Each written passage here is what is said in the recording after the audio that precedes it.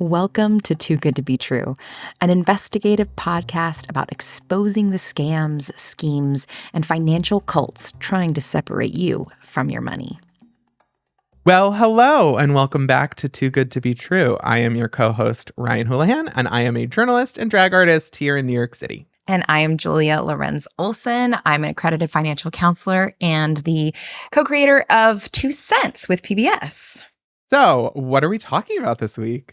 So this is kind of a maybe extended part 2 of a subject that we got into last time. So I talked about my kind of personal relationship to the evangelical Christian landscape and how it shaped my own relationship to money in season 1. But today I want to dig a little deeper and darker into the more kind of fringy territory. So today we're talking about the role of money in fundamentalist groups and cults. Now, you might be thinking to yourself, well, why should I care? I'm not interested in joining a cult. I did not grow up fundamentalist, right? I have a morbid curiosity, but ultimately I'm not in a cult and I'm actively avoiding it. Yeah, so. Good for you. Well, so I think that what we're going to find out is that lots of the behaviors that are systematically pushed onto people is essentially economic and financial abuse. According to the National Coalition on Domestic Violence, domestic abuse occurs to almost 10 million men and women a year. And obviously, this is across all different kinds of, faiths or not. And 99% of those cases involve some form of economic abuse. So here's the definition of what economic abuse is. And this is, again, according to the National Coalition on Domestic Violence. They phrase it this way, quote, economic abuse involves maintaining control over financial resources, withholding access to money, or attempting to prevent a victim or survivor from working and or attending school in an effort to create financial dependence as a means of control.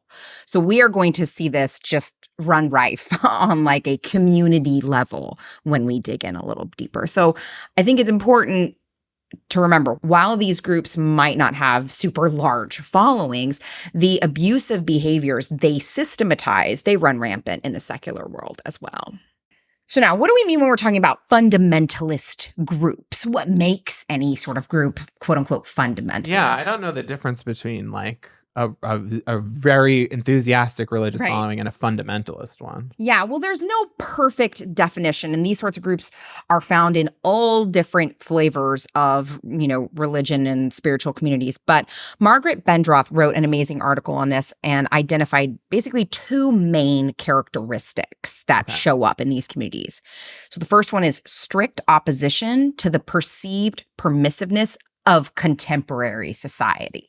What a great way to put that. Right? It's like there's us. Yeah. And then there's the sinful, fallen, broken world around us. And I mean, I heard that kind of language even in just my evangelical community, which was, I definitely wouldn't say was fundamentalist, but it was on that kind of bleeding edge. Well, it's like this idea that the permissiveness is not a reward or a result of work we have done. The permissiveness of society is not a reflection of our values being carried into the world. It is a reflection of the erosion. It's a reflection of it's the reason why the status quo seems to be getting worse in some ways. And it's the only thing, because it sticks out to you, the permissiveness of society, say it's women, queer people, people of color. Well, everybody's just doing what they want to do. And here we are. Yeah. Right? If it sticks out to you as a particular phenomenon, you can then correlate it with anything you don't like. Yeah, exactly. And so the second characteristic that she brings up is that this opposition is backed up by an infallible authority that's found in some sort of written word. Okay. And I would actually maybe add a little asterisk to that and say, or a leader, right? Yeah. Or a very charismatic leader. That, I think, is where you get the sort of blending of cult and religion, same thing. And we see that a lot on the show with gurus and the hucksters and these kinds of people who say the only path to self-improvement is to be more like me. Yeah. And It sounds right if you really like somebody. And similar to having a written document feels objective, Yeah. like it's written down or it's Yeah, it's not. here. It's not me saying this. It's this book or, Yeah, but the exactly. existence of the Supreme Court is evidence that that's not how things work. That's a great point. So, money plays an enormous role in keeping people in fundamentalist religious groups and cults. Mm. So, giving money directly to religious organizations and like the priests or people that run them is millennia old. So, most of us have heard of the tithe, which dates back to the Old Testament in Genesis. You see Abraham thanking God by giving 10% essentially of his assets to the priest, Melchizedek, after being victorious in battle. But that amount actually has a basis in far more ancient times in society like Babylon and ancient Greece. But this was specifically a percentage, a tenth. And that's probably due to the fact that we have 10 fingers. So it's easier Oh. to track, right? It was never meant to like cripple a follower, but rather a shared commitment by a community to support those that were in charge of spiritual tasks, right? But now fundamentalist groups are taking advantage of this premise and their members by looping them into situations where they are financially dependent on the group, right? Yeah. Well, one community where these exact dynamics have been exposed time and time again by former members is the Mormon Church. To discuss the ways that financial abuse plays out in the Mormon Church, we've spoken with the co-founders of Truth and Transparency. Brian McKnight is an accountant in Las Vegas, Nevada, and co-founder of a website called Mormon Leaks that is now known as Truth and Transparency. The site's other co-founder is Ethan Gregory Dodge, who is a writer and photographer based in San Jose, California, who helped Ryan start the site and partnered with him on the project. I'll let them tell you all about Mormon Leaks and Truth and Transparency. Ethan and I both were Mormons in our past lives, if you will.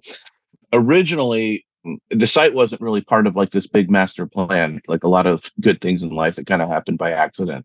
It originally started with some videos that somebody had sent me that I thought were worthy of throwing up on a YouTube channel. And after these videos went viral, there was this apparent need for maybe a website for people to be able to submit things.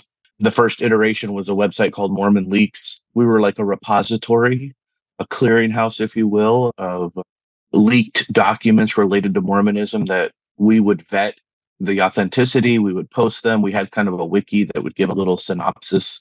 The initial idea was that the public could view that, but also journalists out there who were writing stories about Mormonism could use these documents and videos and what have you as resources in their investigations.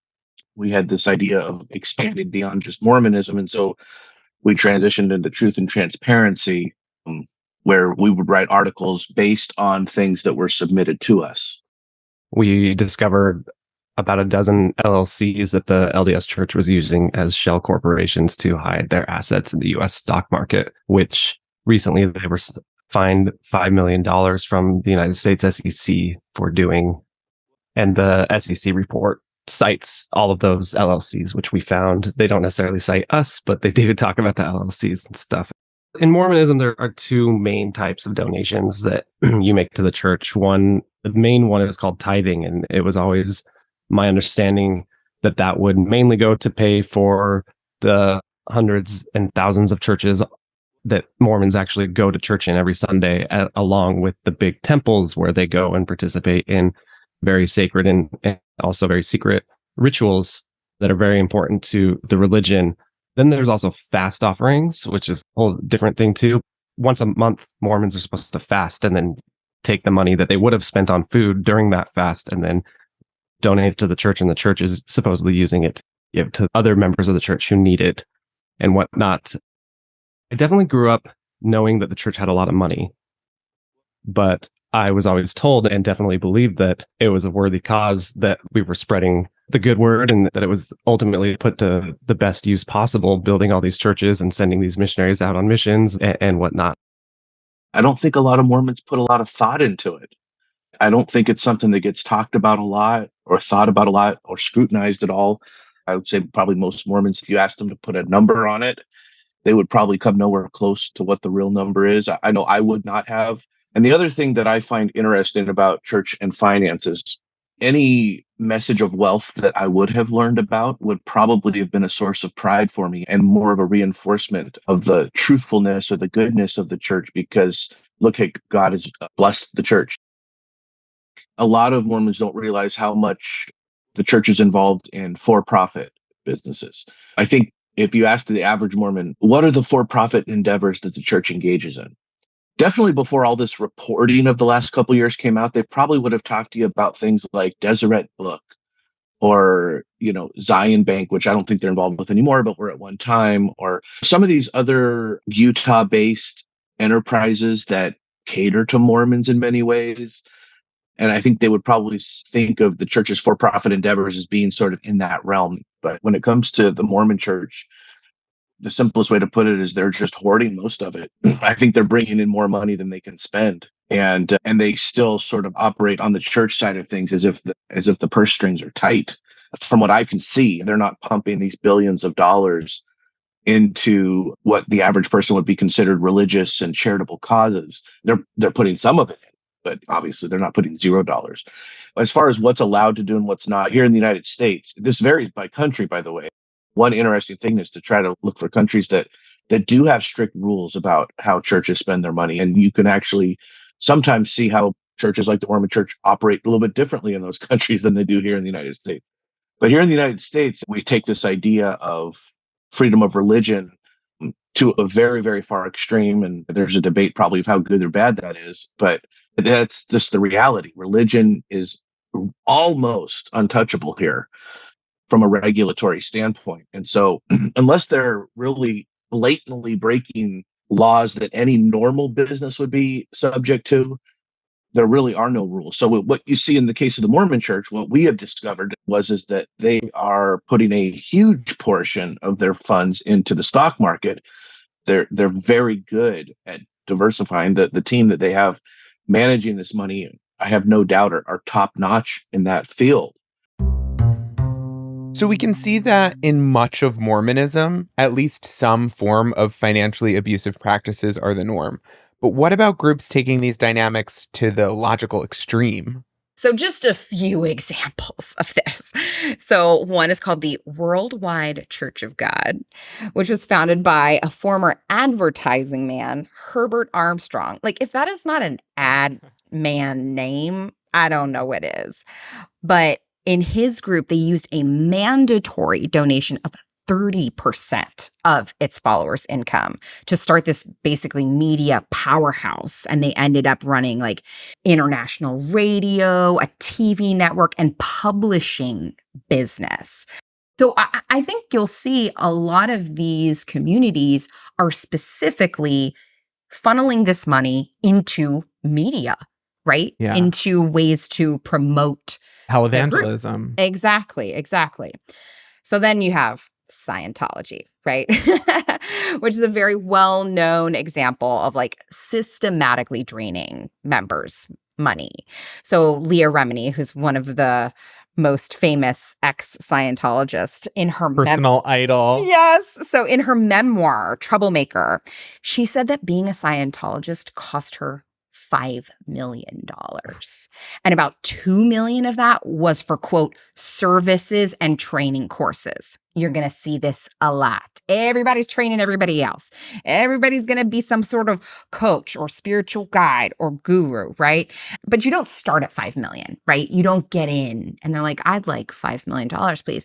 Scientology in particular lures people in with this like $35 introductory course and this like highly secretive program that they offer you after if you get through that. So like the deeper you get, the more they spend on things like quote unquote auditing, if you've heard of that. That's like their version of some wacko, horrible therapy, right? Yeah, it's like a therapy or a confession. But the fun thing with Scientology is they record those sessions. So if you ever disagreed with them, they might point to some evidence that you're, an unsavory person based on things they can coerce you to say in those sessions. That is so terrifying. And these auditing sessions, they're like $800 an hour. And they exact like random Paying for your own fines blackmail. on people, like $100,000 if you reveal what's inside this like briefcase they give you. They have security checks, which are like these scary interrogations if you're suspected of breaking the rules, which then the suspect has to pay for. It's just a high insane. control environment designed to like sell you on your own control or controlling other people and thinking that you're in control because you're controlling people on behalf of someone else. It's like a way of obfuscating control over and over and over again. And Very if you much. tie it into the biggest things in people's lives, like money, religion, sexuality, you've really got your hooks. Yeah. And you also have to think about the opportunity cost, because really across all of these communities that we're going to talk about today, these people are spending so much time in and around their community. So if that's time that they're not spending in a formal workplace, right, for long stretches in order to be trained up, or whatever, and in Scientology, like live and work on their ship, right? But the promises that they're making are super alluring. Like the pinnacle supposedly involves the power to do things, like the point of getting through all of these audits and all of these programs and like getting to the highest and highest level. They promise things like being able to move things and like cure cancer in yourself. Like that's what they're offering. You're to going to people. meet aliens and fly around. And, honestly, that's probably what Tom Cruise is doing most of the time. But for some reason, we don't hear about it. I He know. doesn't tell us this proof of his religion. You never get to see the superpowers, interestingly enough. So have you ever heard of another group called One Taste? I have never heard of One Taste. Oh, just get ready. All right. So if you haven't, check out the Netflix documentary, and there's also a podcast. Highly recommend.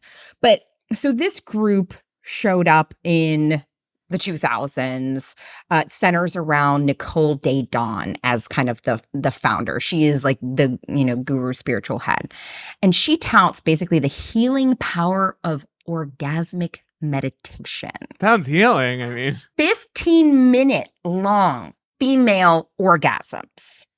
She's like, this is what she is teaching her followers. She's teaching women to basically accept this and like their part in this. And she's also teaching men how to give these to women.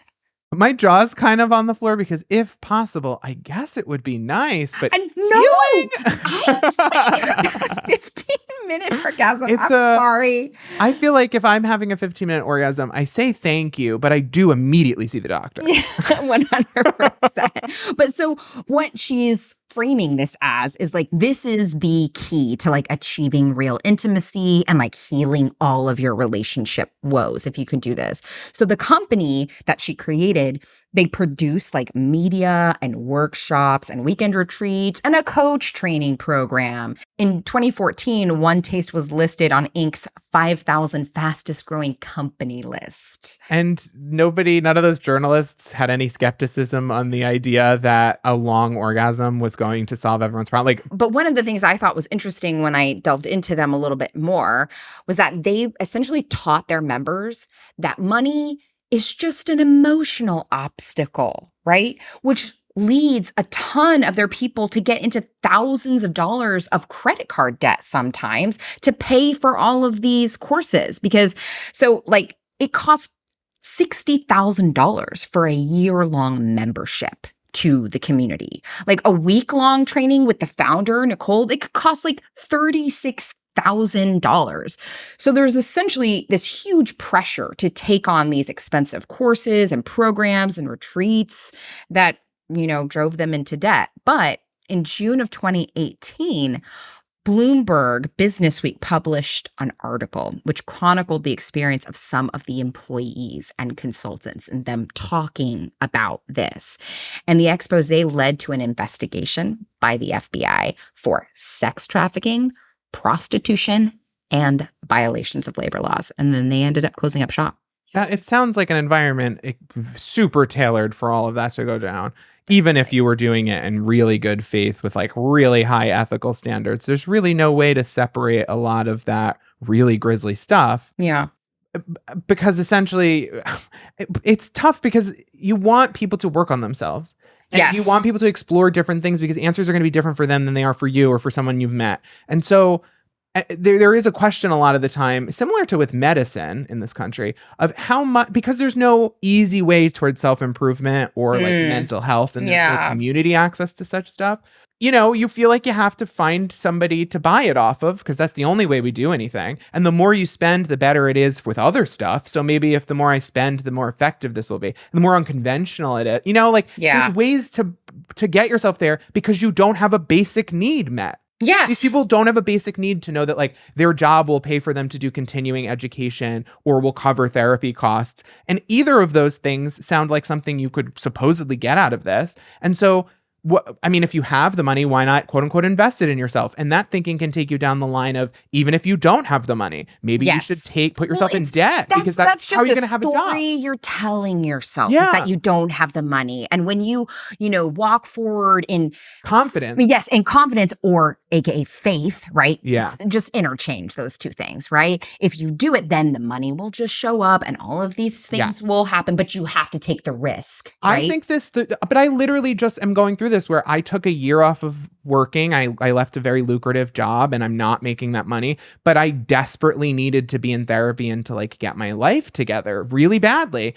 And it was a huge investment. It did cost me an enormous amount, but it was worth it because now I am working in a stable way. Like I was not good at my job towards the end there. And so I was like, how am I going to make any money if I'm not well? Right. But it cost me a lot of money. It probably cost me than it should have, but I wasn't fleeced. Yeah. Like I was able to go to a real therapist. I had to take time off, but I wasn't giving anyone a big percentage of my income. And if I was doing that, I would feel the need to maintain the income to stay sick. And that therapist wasn't then selling you a course on how to become a therapist yourself, and then how to train up all these coaches and make passive income for yourself. That's exactly how a lot of these societies end up going into like this Ponzi scheme land. Pyramid schemes. Everybody take a shot, because we always need to talk about pyramid schemes when we're talking about American scams. MLMs are so tied into all of the philosophies used here, and they work on the same psychological impulses. And so you'll see a lot of crossover. For example, Utah is a state dominated by the Mormon Church, and also a state packed with pyramid schemes and scams. Here's a bit more from Ryan and Ethan of Truth and Transparency, all about the uniquely American nature of the Mormon Church and the way that American economic systems and financial ideas reinforce this problem. Mormonism is a very, very American religion. It started here in New England, and Americanism and capitalism will forever be intertwined. Like, I don't think those two things are ever going to divorce each other. Mormonism really probably is the most American religion out there, at least the biggest one that could be called like just a really American religion. I mean, it is scriptural canon that God guided Christopher Columbus to the Americas so that the United States could eventually be created to allow for the creation of this church. The creation of the United States is part of God's plan to bring Mormonism to the world. My personal experience in living overseas is the most staunch Mormons in foreign countries are Ameriphiles. There are people who love the idea of America. They look up to it. They want to be a part of it. And I think that's what draws a lot of foreign Mormons to the religion, is the American nature of it. The Mormon missionary push program is religious colonialism for that purpose, right? They go into a country, they specifically target impoverished people to try and baptize them, and then they push the church's culture, which is an inherently American culture, onto them, and is colonialism. When we left the church, we bought our first house, and it was a new build. We signed a contract when we were still both believing Mormons. And so when we were sort of budgeting for what we can afford and all this kind of stuff, tithing was coming into play there. We signed a contract on a house that we could afford, but it was extremely tight. But along with that, we'd stopped paying tithing. My wife still kind of would go to church, but we'd stop paying tithing. I don't remember, something where we had to spend $500 to fix a car or something. And I said, we would be in some serious problems if we were still paying tithing right now. And it was really kind of this light bulb moment where, yes, that extra money really does make a difference.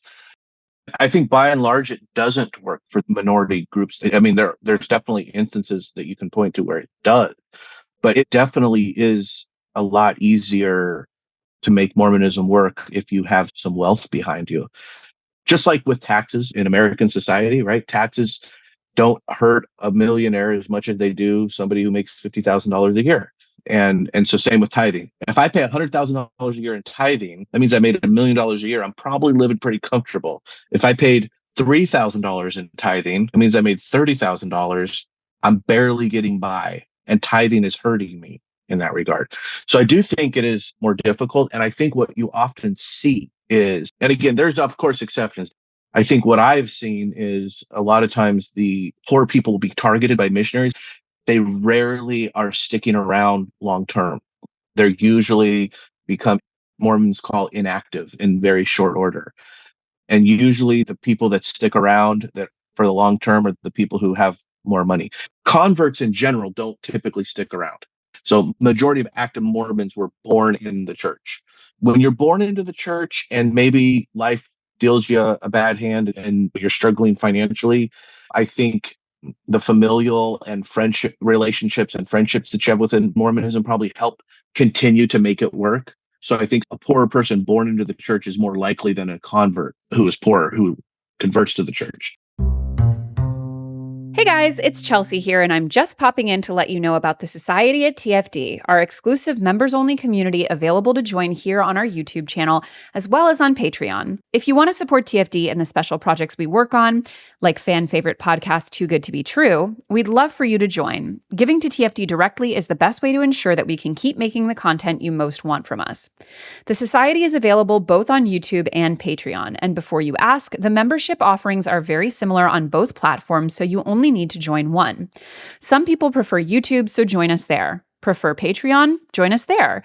And since you guys have been asking for clarification, here's a breakdown of what you guys get for each tier on each platform. On YouTube, our membership tiers are $2.99 and $4.99. For $2.99, you get loyalty badges and moan emojis on YouTube, 40% off TFD digital events, monthly office hours with Chelsea, access to our Discord community, access to our monthly book club, and access to our questions answered by me or guests on the Financial Confessions. For $4.99, you get everything from the $2.99 tier, plus exclusive ad-free videos each month where you can catch me rant about Dave Ramsey, TikTok face, girl bossing, Goop, and so much more. Entire backlog of ad-free bonus videos, 50% off TFD live digital events on everything from $12 workshops to $199 courses, priority access to get your questions answered by me or guests on the Financial Confessions.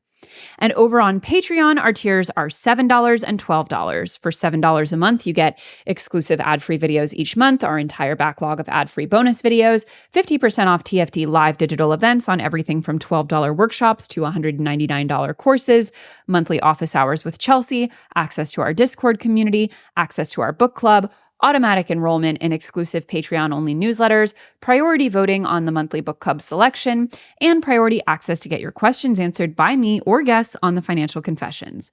For $12, you get everything from the $7 level, plus our weekly Ask TFD Anything newsletter, where you get your personal questions answered by the TFD team.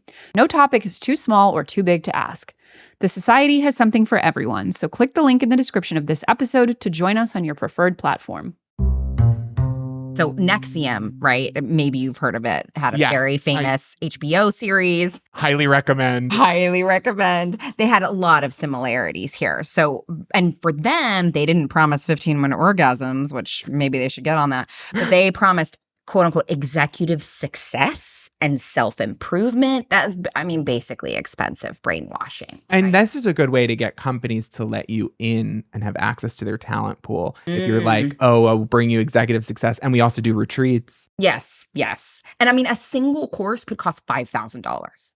And once you completed it, of course, now you're ready for the next one. Yeah, right? Didn't they have something similar to like karate belt colors where like they have did scars? Slashes, the Yes, scars. yes. Meanwhile, you can literally go to JCPenney's and purchase yourself like a red or whatever the best color is. Think of how many Hermes scarves you could buy for a single course. $900 scarf. Anyway. And I think this is pretty fitting. You know, the founder, Keith Raniere, I mean, he began his career as a distributor for Amway. in the 1980s. I mean, come on. The founders of these things are always like, I'm a science fiction author. I'm an advertiser. I Yeah. worked for Amway. And that never sends up a red flag with people. Nope. So thankfully, Keith Raniere was sentenced to 120 years in prison on charges including racketeering and sex trafficking. So goodbye. So what we just lined out, these are direct forms of monetary control, right? You say, I'm selling this, you must pay me in order to get access. But there are lots of indirect forms of financial control.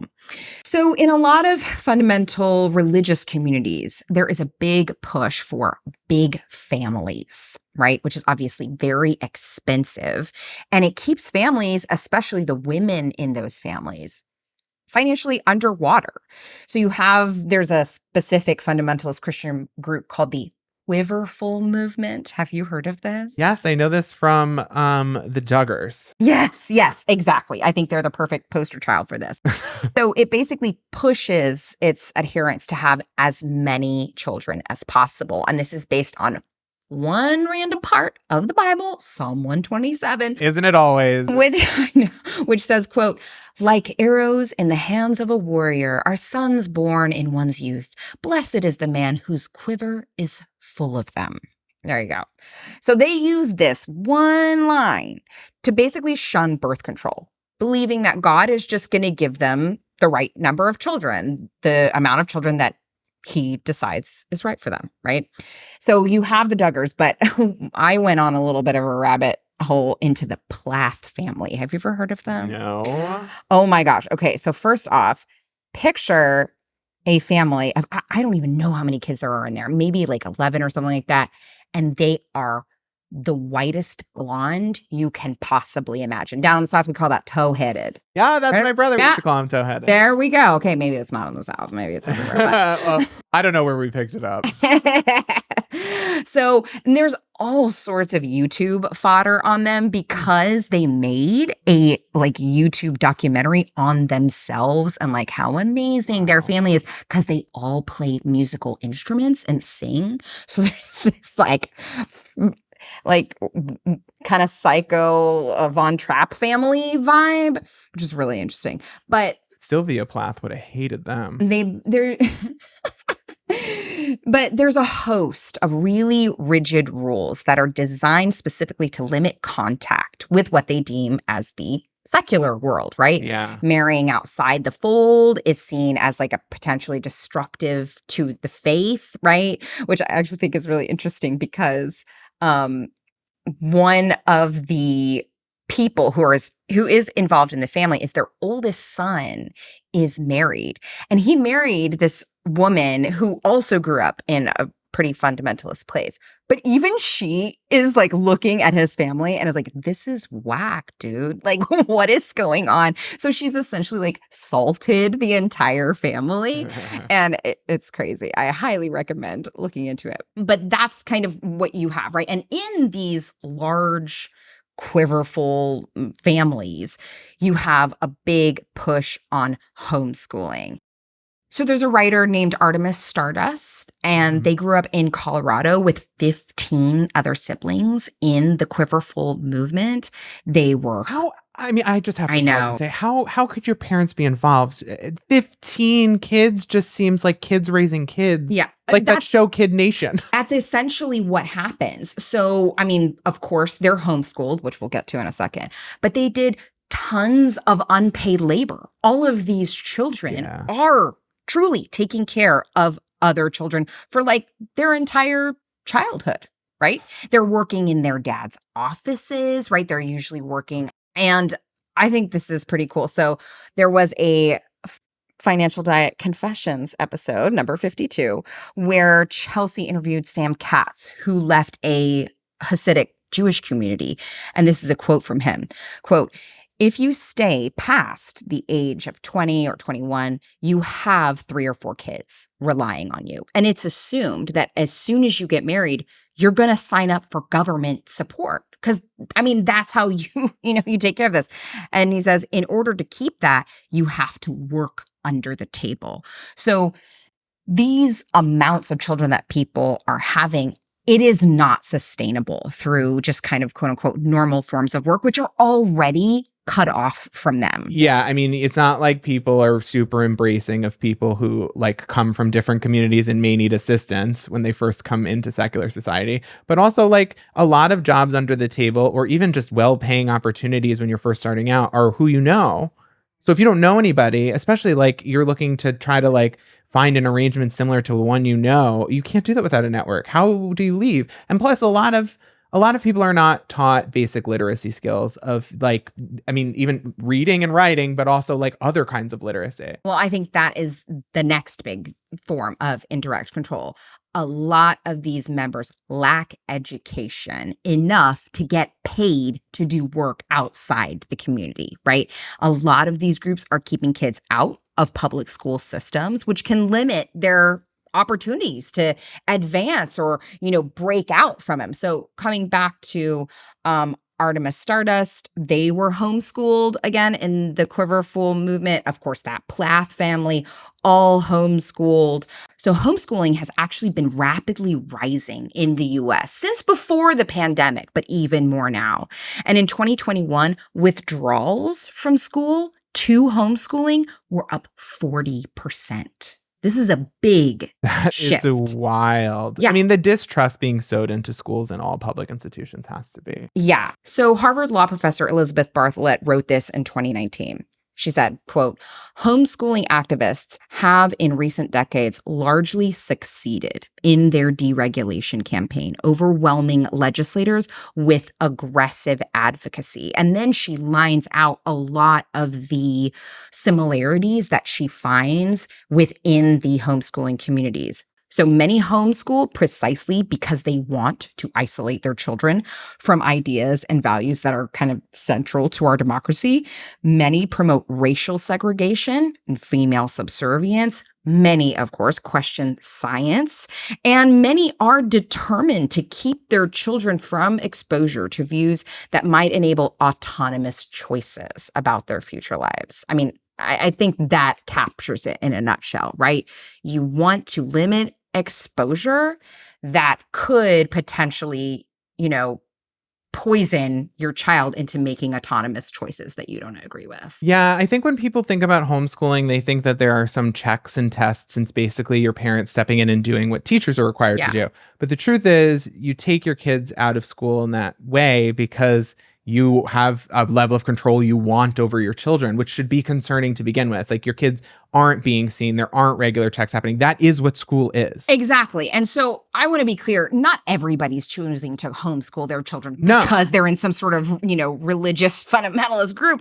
And homeschooling isn't necessarily bad for children, but it's become increasingly unregulated, which makes them vulnerable. Say. The point of like the not regulation is that like maybe it's a way better experience than going to a mainstream school, but maybe you're one of the 2,400 families who was discovered to be part of a Nazi homeschooling program that was explicitly teaching lessons on the quotes of Hitler and that Martin Luther King Jr. was the antithesis of everything of Jesus Christ and like this insane ideology.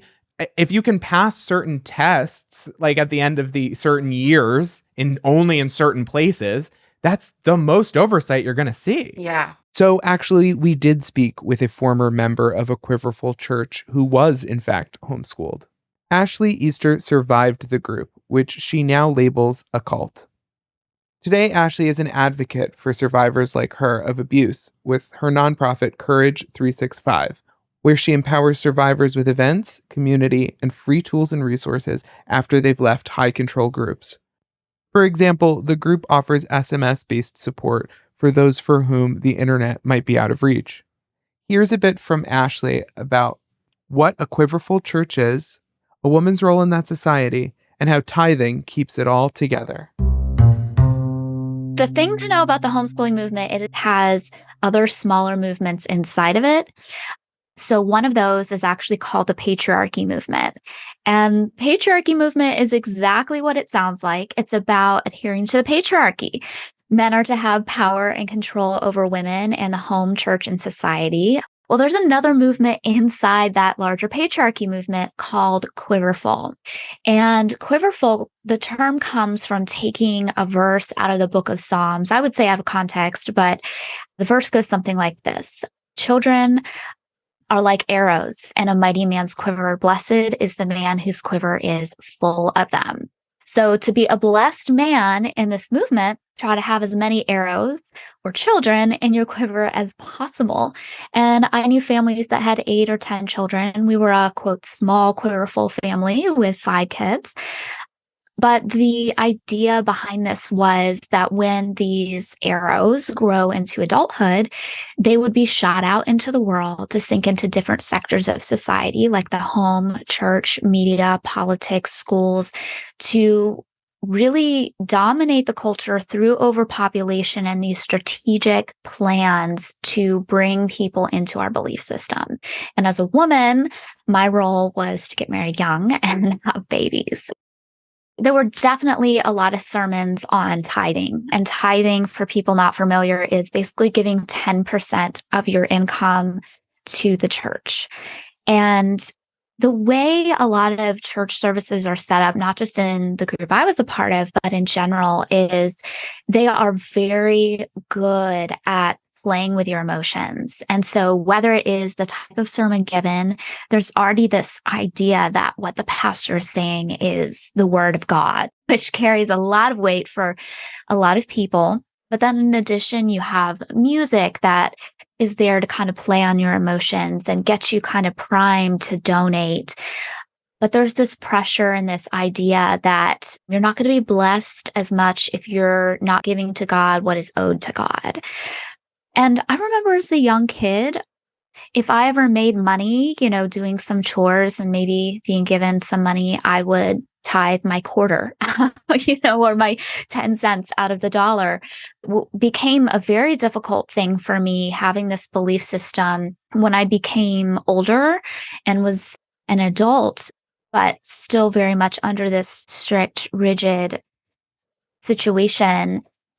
I didn't have a lot of options. I did not go to college. I did not really understand and know the outside world. So I would take on these nanny jobs or babysitting jobs, and I would be making a couple $100, a week or a month. And I would be expected to tithe out of that money that could have been used to help me escape or establish my life.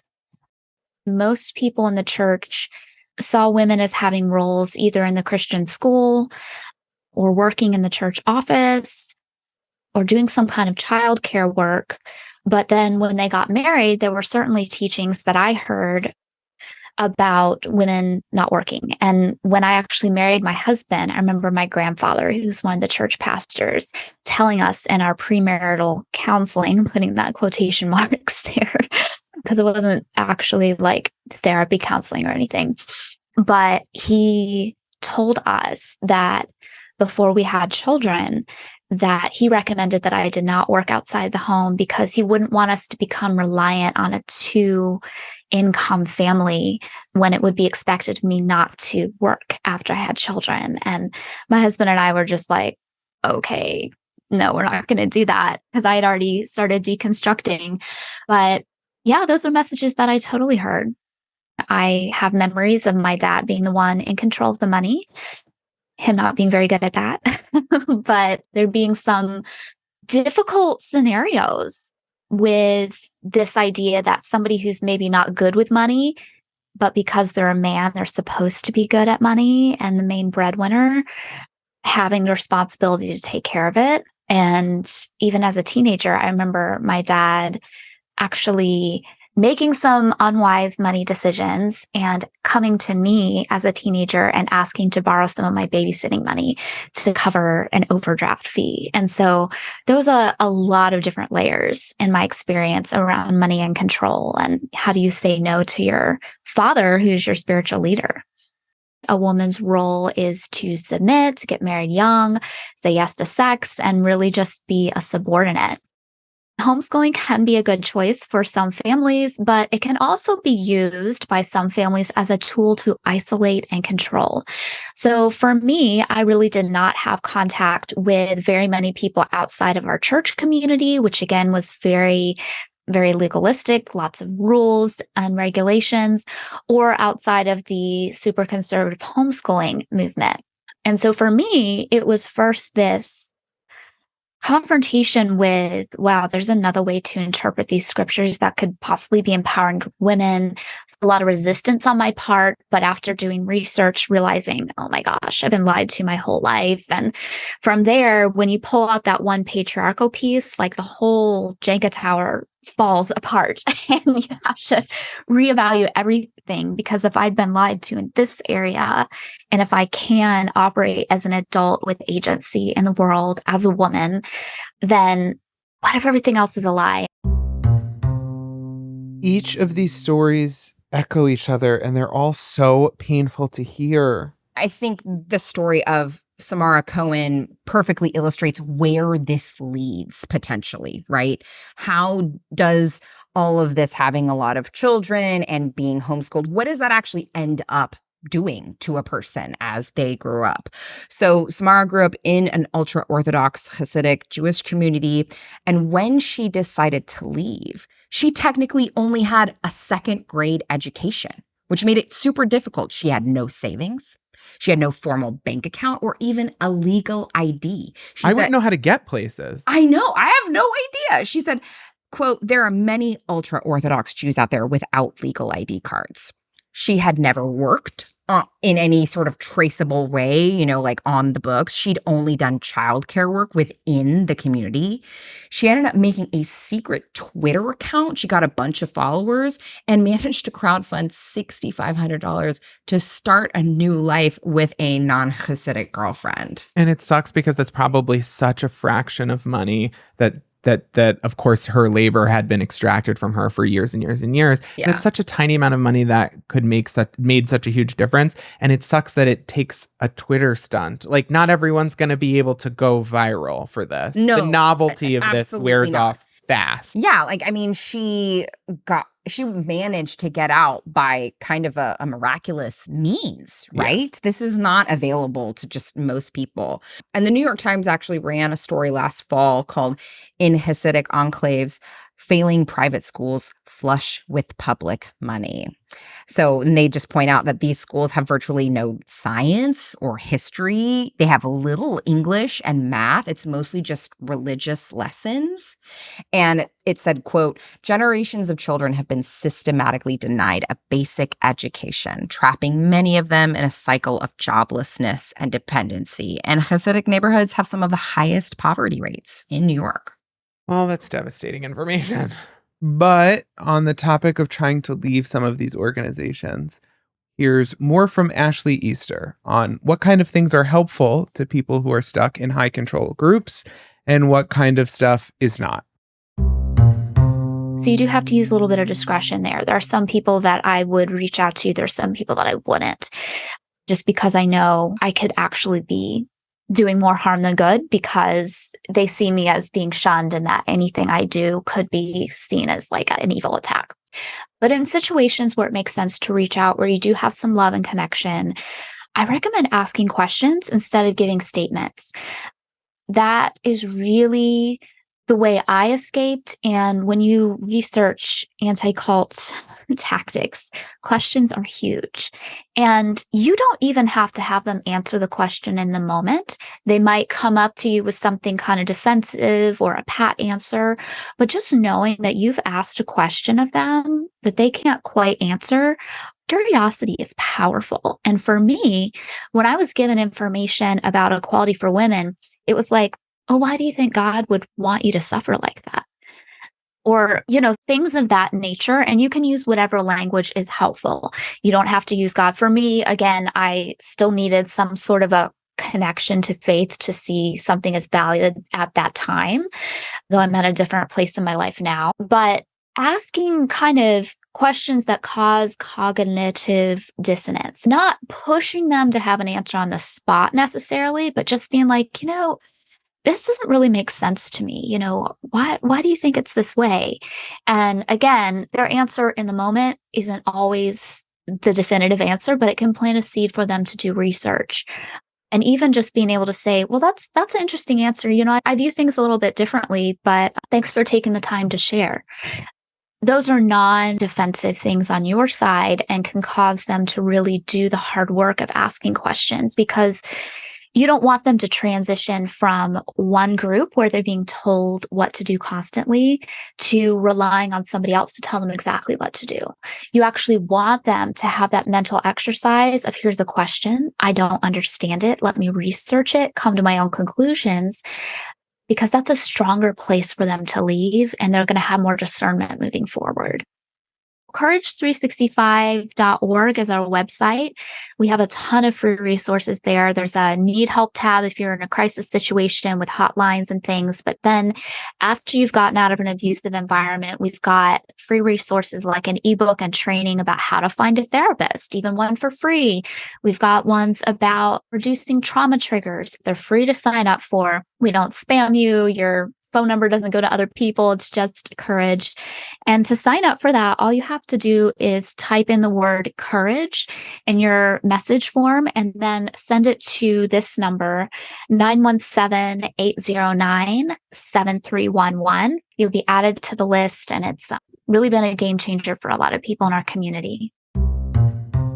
This is very similar to the story of Megan Phelps Roper, who I do not agree with on everything, and I'm not certainly not referring you over to her, but she did manage to leave the Westboro Baptist Church through similar means, through exposure to secular society and being able to get help through social media. And you know, that's a very high profile story, but the truth is lots of people don't get out of the Westboro Baptist Church because that lightning doesn't happen to strike them. And I think it's interesting to note that, like, post, you know, Roe v. Wade, I mean, you can't help but see that, like, regular, you know, sort of secular society in a lot of states is moving closer to the ideologies that are promoted by a lot of these fundamentalist groups, which just basically serve as like very clear illustrations of what happens when you take away specifically, you know, reproductive freedom. Now, while we can't solve the misogyny crisis in America here today, we did talk to Ethan and Ryan from Truth and Transparency about what it would look like to really move the needle on some of these large fundamentalist organizations. Is it time to tax churches? When it comes to religion and what kind of laws we can increase around religion and finances, a lot of people like to talk about taxing religions, which I don't think is inherently a bad idea, but I think that's a lot easier said than done. The thing is, people often, they'll look at the Mormon church or the Catholic church, or they'll look at larger churches that we know have a lot of money, and they'll point to those as the reason why churches should be taxed. But the reality is there's a lot of really small churches out there, some of which I do think, even though I don't necessarily agree with their religious dogma, I do think are engaged in a much higher level of charity than others. How do you treat those types of religions? How do you differentiate between that, the small little corner church that was putting a lot of their money back into the community, and then Mormon church that's operating like a corporation? And how do you draw lines there? One of the things, though, that I would do, which I think every church can do, is I would require them to produce annual financials. That would be the very first thing I would do. And I would also add in a regulation there that, and I don't know what the dollar amount would be, but above a certain dollar amount of revenue that the church brings in has to actually have their financials audited by an outside organization, just like a publicly traded company would have to do. Okay. And is that going to solve all the transparency problems? It's not, by the way. It's not. And there still could be malfeasance. Obviously, publicly traded companies still commit financial crimes, even though they're being audited by outside organizations. But it would help put a dent into their ability to sort of misuse the money. But it would also just bring to light what the actual statistics are. Because one of the reasons why it's hard to come up with a tax policy for these things is because we don't actually know what kind of money is out there. You know what I'm saying? Like, we can guess, but before our reporting on the $32 billion stock market fund, nobody would have ever guessed that the Mormon church had $32 billion in the US stock market. They would have never guessed anywhere close to that number. Okay. So I think by requiring the publishing of financials, it allows some increased transparency, some increased awareness among their own members, which they can push internally to hold their leaders more accountable to better spend money. But it also helps set a baseline to create additional policies down the road on, okay, is taxing religions feasible, and what would that look like?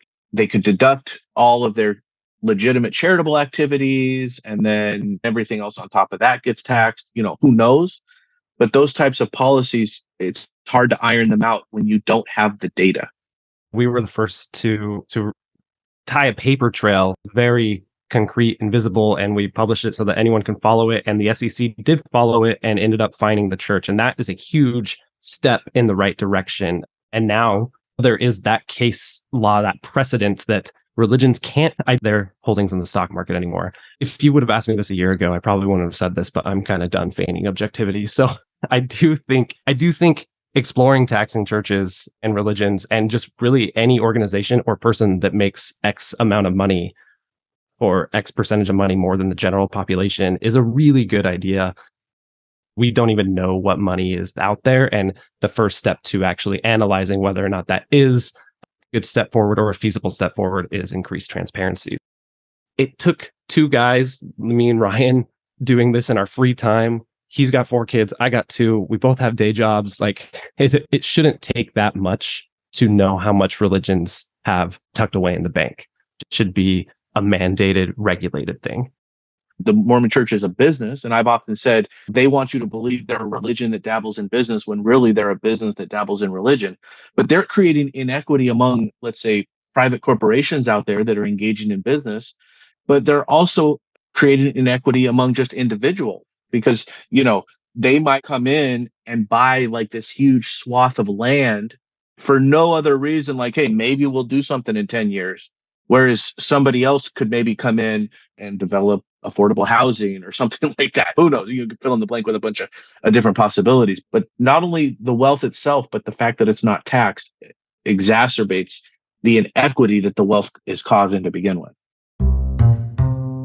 Those are great ideas, but they're going to depend on the actions of politicians. And frankly, I'm not shocked that politicians who have looked the other way on almost every single issue we've discussed on the show so far don't want to deal with yet another one that echoes the same high control, low information, manipulative, easy sounding solution. Yeah. I mean, it's all of a part. And I think what's really scary in this particular instance is you were brought up and taught that those are final authorities, that their opinions have a ton of weight, that they mean well, that they're important, and all of this stuff. And it's really easy to learn something and it's really hard to unlearn something. And once you learn that one person is the authority, it's really hard to learn that someone else might be equal or above. So you're just going to reject that because it's going to take you years to unlearn that first thing. Yeah, absolutely. And let's not forget, people who end up in groups like this aren't always born into them, right? There is a lot about it that's really appealing. There's built-in community. There's a very clear expectation of what your role is. And I mean, right now, we're kind of in a semi-rootless, like everyone out for themselves, grab what you can, because that's how you survive here. I mean, and there's also just like, they might provide something you're lacking and then take something you have, or to provide one thing you're lacking and you're so grateful for it that you don't mind that they're not helping with anything else. So like if you're a queer person, you might be like a sense of identity, a sense of belonging, a system to which I can fix myself. Yes. But without realizing like you finally got the thing you were desperate for, but what you're trading off, you don't even notice it. Yeah. Yeah. I mean, they provide answers to a lot of just natural fears, right? Yeah. Of the unknown. They provide a solution to that feeling of, impending doom and a lack of control over your surroundings, right? I mean, if you don't feel safe with men, say you're a woman or like a queer person or anyone that doesn't feel safe with men, you have a group of men that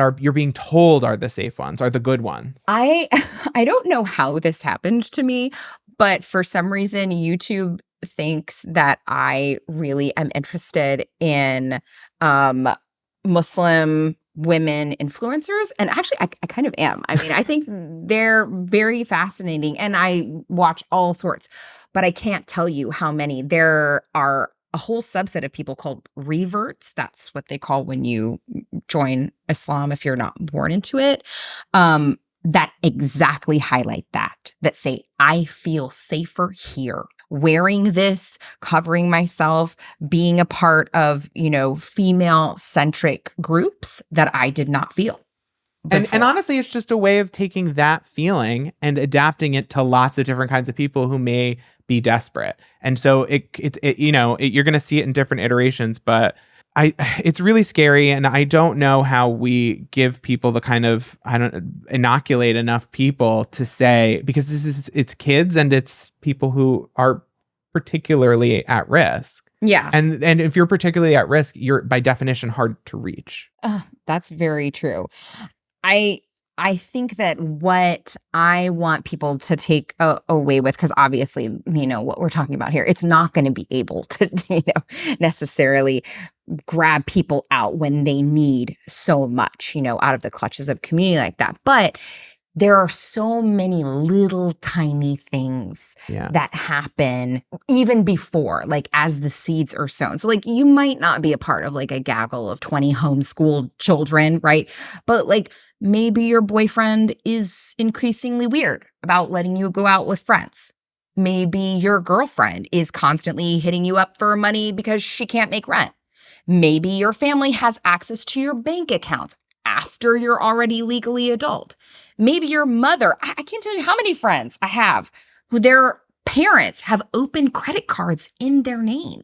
And when you're told it's normal, I have a friend whose dad has had access to his money and made yes and no decisions on purchases over a certain amount. And he's in his 30s. Yeah.